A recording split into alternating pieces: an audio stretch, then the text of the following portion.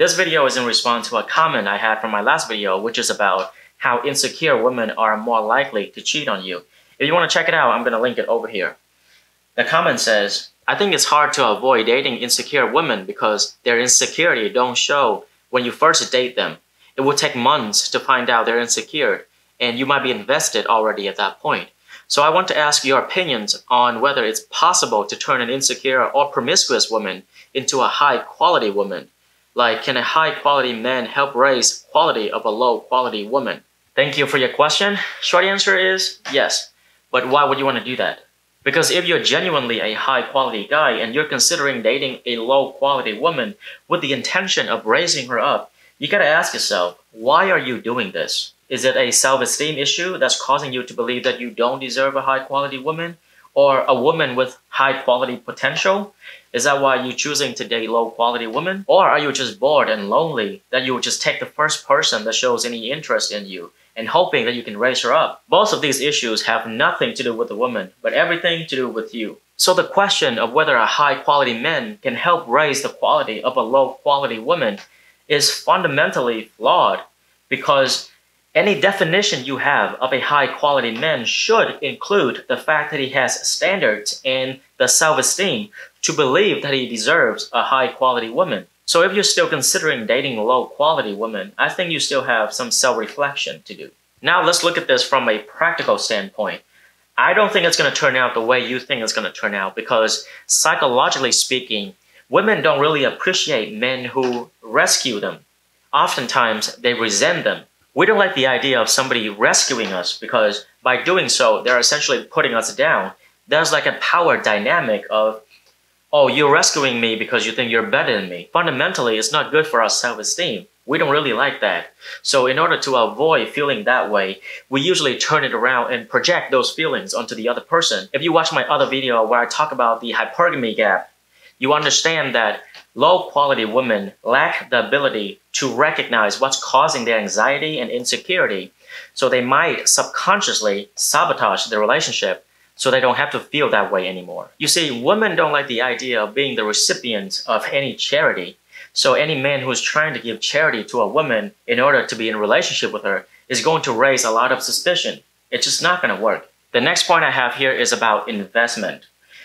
When you first started dating somebody and you see a lot of red flags, but you still continue to spend your time, energy, and resources in that woman, you really gotta ask yourself, is she worth it? If she's a low-quality woman, it would take so much effort because there's so much to be done.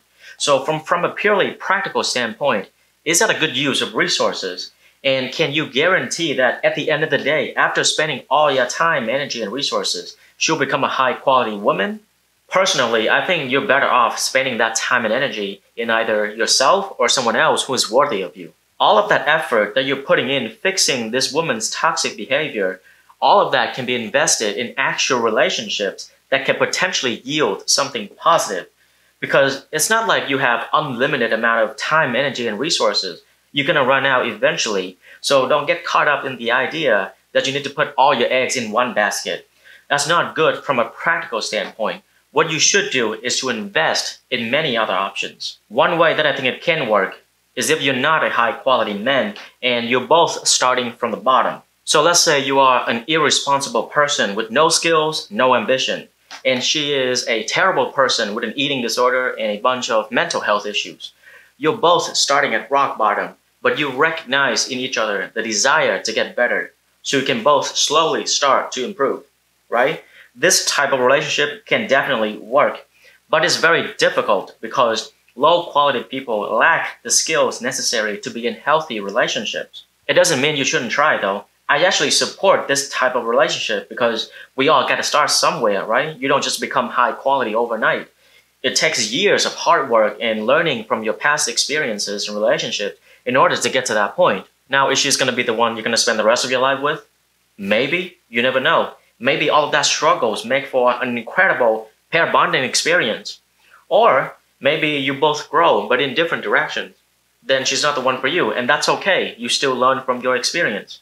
The last thing I want to mention here is, if you met a low-quality woman and you think that she has high-quality potential, how can you tell that this is something worth investing your time and energy? Ask yourself this question. Is she improving and changing on her own? Or is she doing it because she thinks that that's what you want?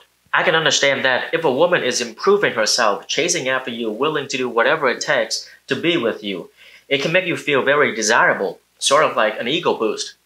But I'm telling you right now, that motivation is not sustainable. You see this all the time. A guy meets a girl and she's everything that he wants in a partner, and then after marriage or after having kids or a few years into the relationship, suddenly she becomes a completely different person. She's no longer feminine, she's no longer kind and sweet. But the truth is, she was never like that.